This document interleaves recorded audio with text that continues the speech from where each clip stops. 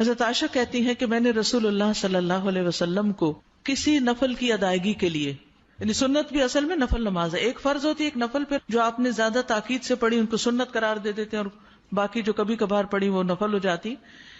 کسی نفل کی ادائیگی کے لیے اتنی جلدی کرتے نہیں دیکھا جتنی جلدی آپ نماز فجر سے پہلے 2 رکعتوں کے لیے کرتے تھے. جلدی پڑھتے نہیں تھے، یعنی اس کی ادائیگی کے لیے آپ فکر کرتے تھے.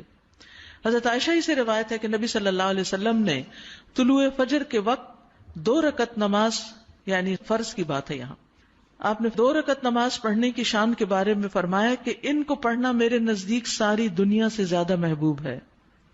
آپ نے فرمایا جو آدمی عشاء اور فجر کی نمازوں میں آ سکتا ہے تو اس پر لازم ہے کہ وہ آئے، اگرچہ اسے گھسٹ کے کیوں نہ آنا پڑے، یعنی گھٹنوں کے بل یا پیٹھ کے بل گھسٹ گھسٹ کے ہی آنا پڑے تو بھی آئے، لیکن آئے ضرور.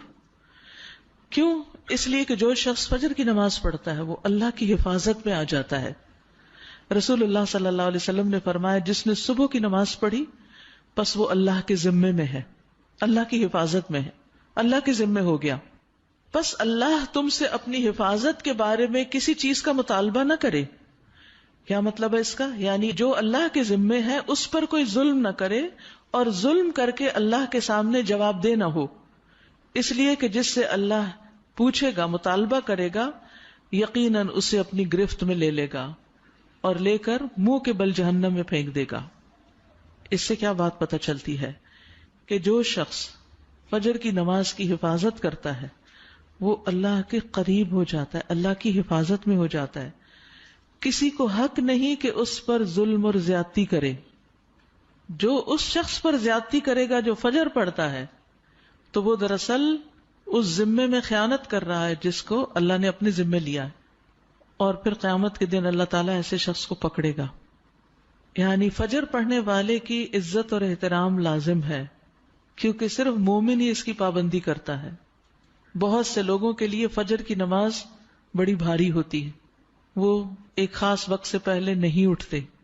کچھ لوگوں کی اکثری قضا ہو جاتی، وہ چونکہ دیر سے سوتے ہیں تو صبح اٹھ نہیں پاتے، تو ان کی حفاظت اللہ کے ذمے پہ نہیں ہے.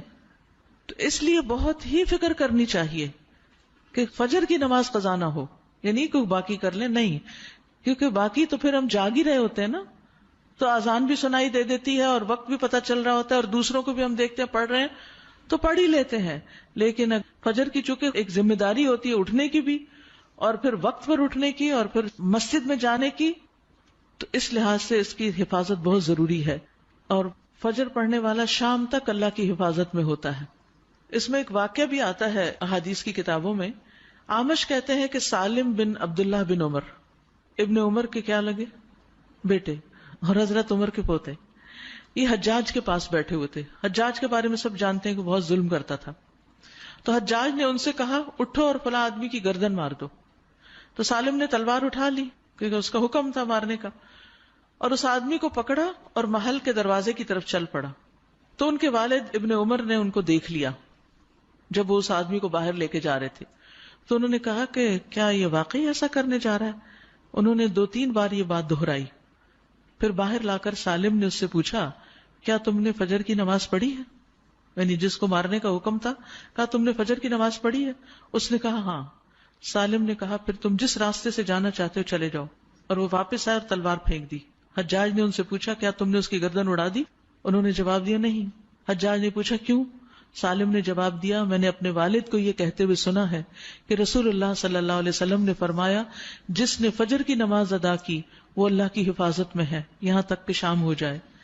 تو ان کے والد نے ان سے کہا کہ سمجھدار رہو، میں نے تمہارا نام اسی لیے سالم رکھا کہ تم سلامت رہو، یعنی اللہ کے ذمے کے اندر خیانت نہ کرو.